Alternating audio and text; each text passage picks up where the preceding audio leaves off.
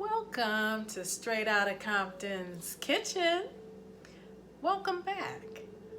I just finished the book, and OMG, it's so worth it.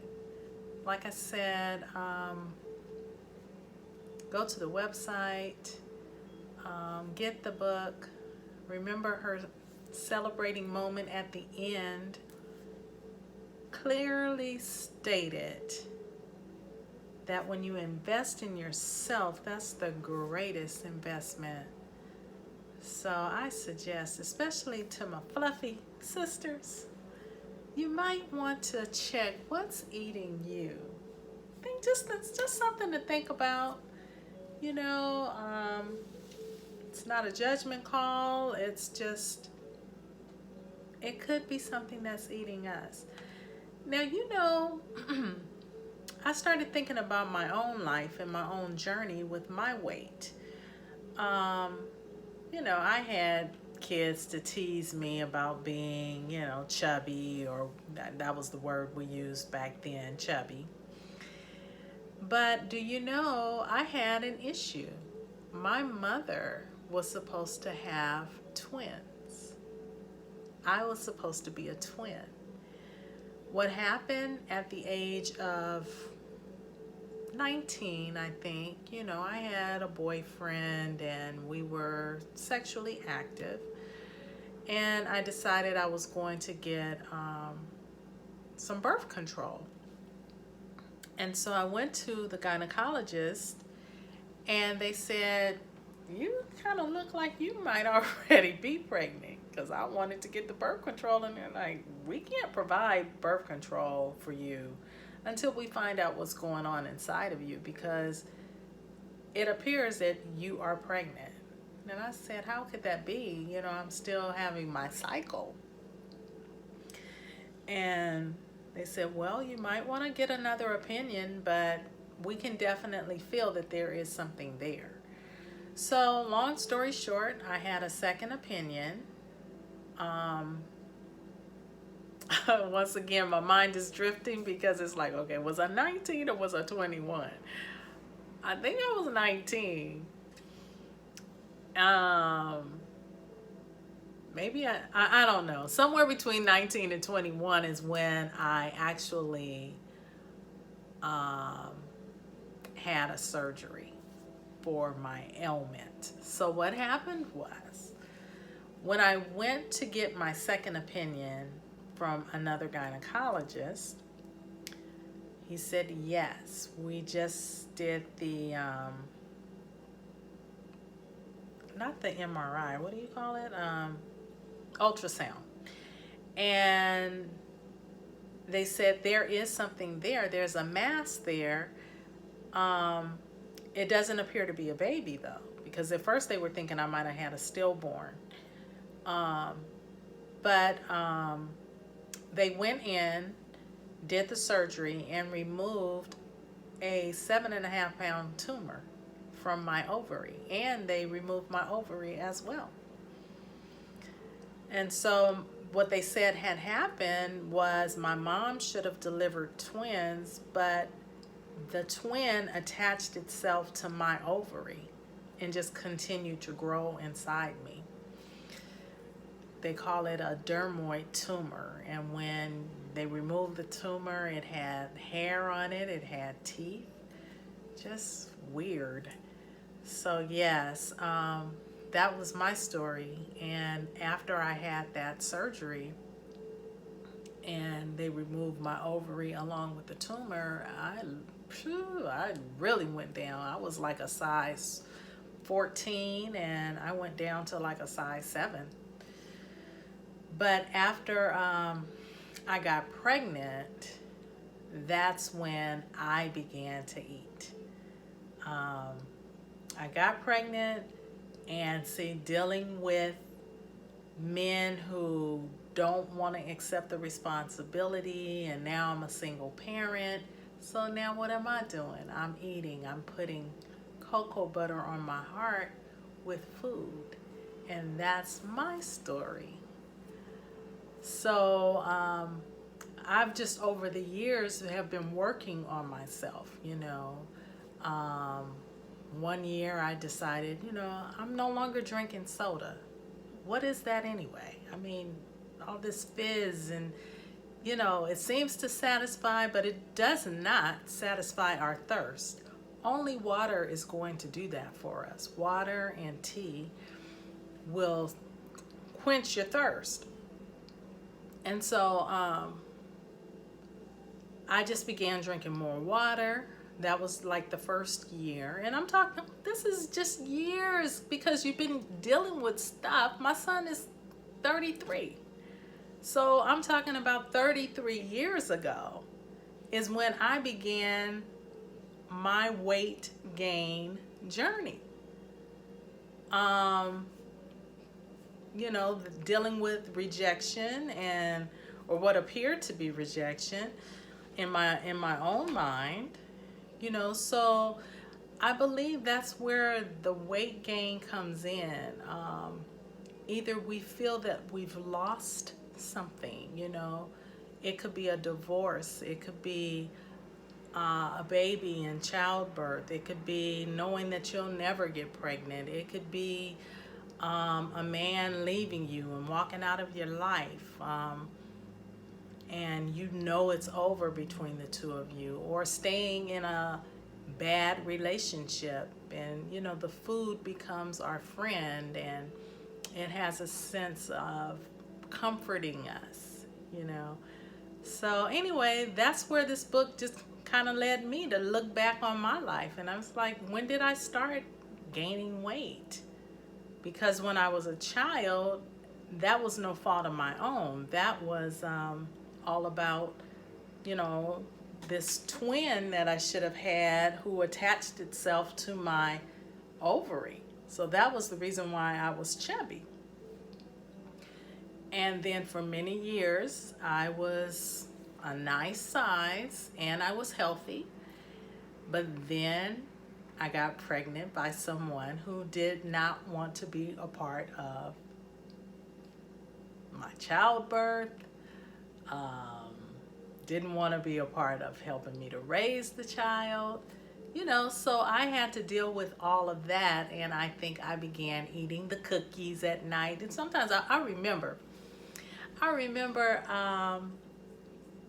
what I would do to try to get myself through it was put jigsaw puzzles together. You know, that would make my mind go to something else, you know, other than, you know, he doesn't want to be with me and all that, and he doesn't want to be with my son and, you know, all that foolishness. So I was doing jigsaw puzzles, but I can remember eating cookies for dinner, you know, just cookies. How crazy is that? You know, having dessert for dinner, having dessert for breakfast, you know. And so, yeah, that's what we really need to take a look at. What's eating us? And so, as they say, this is the new thing that they say, I'm sitting in my truth. That's my truth. And over the years, I've been ridding myself of different things. Soda was the first thing that left my life. I cannot tell you the last time I had a soda. Now, I might have ginger ale from time to time, not that often. But for the most part, my beverage of choice is water, tea, and coffee.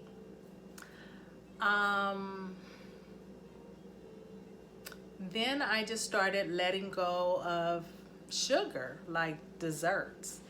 You know, what I stopped doing, I stopped buying cookies and bringing them home until I got control over it. Because I used to feel that, well, it's in there, so I might as well eat it.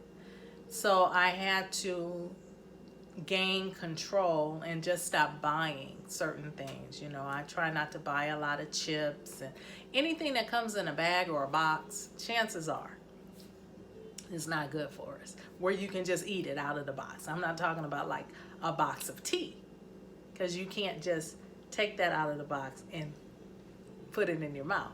But when you have cookies and chips and, things of that nature, snacks and stuff like that, usually that's not a good thing. So I try not to even buy those things. And if I want potato chips, I try to make my own potato chips. If I want,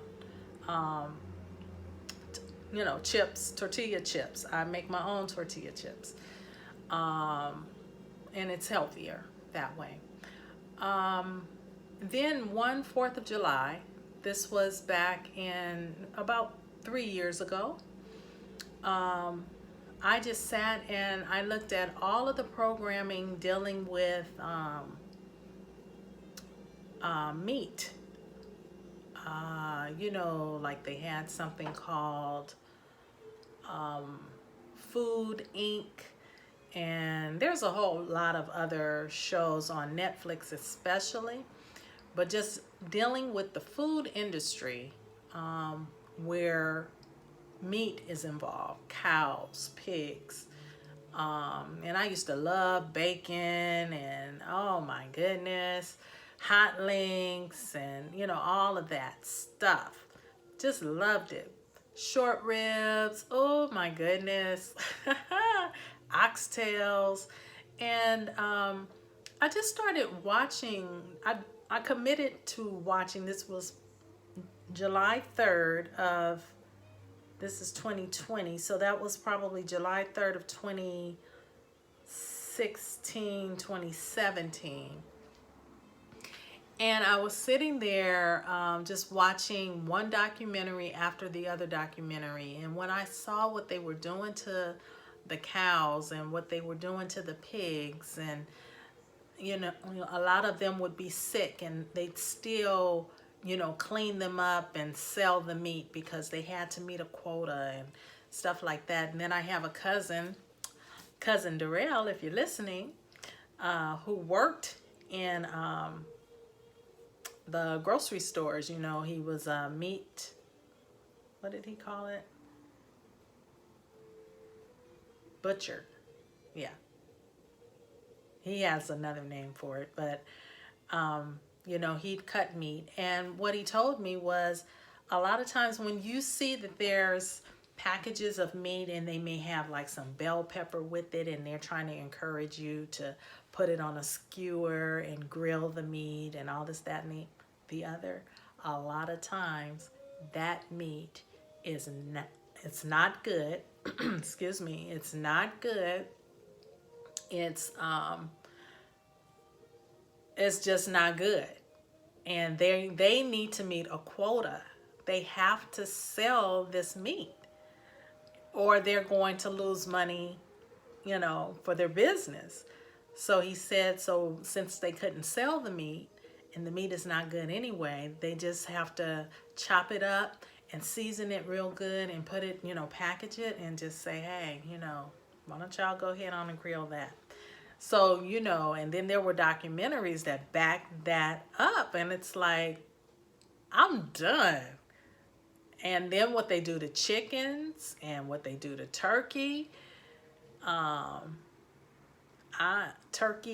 what they do to turkeys, I just said, I'm done. Now I'm not sure what they're doing to the shrimp and what they're doing to the fish. I know that tilapia is some man-made fish, so I don't fool with tilapia, and I know it tastes good, but it's not good for us either. So I just eat salmon, and I eat tuna, and I eat shrimp. I eat crab too. I do like crab. Every now and then, if I'm gonna make like a seafood gumbo, I will throw some scallops in there.